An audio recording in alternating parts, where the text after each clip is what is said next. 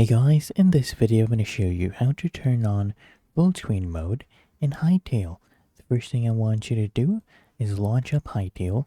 Now when you are in the main menu, here at the bottom left, you'll see the settings icon. I want you to click on settings, and then from here, you get all of these setting options, and here in the top navigation bar, you'll actually see the video section. I want you to just click here on video. And here under general, the first option is full screen. By default, when you launch the game, it will be off. I want you to just click on this arrow. And as you can see, full screen is now on. And before you go from this page, make sure you save your changes. So you just come to the bottom right, click on save changes. And now you're in full screen mode. You can go ahead and play. And that is how to turn on full screen mode in Hytale.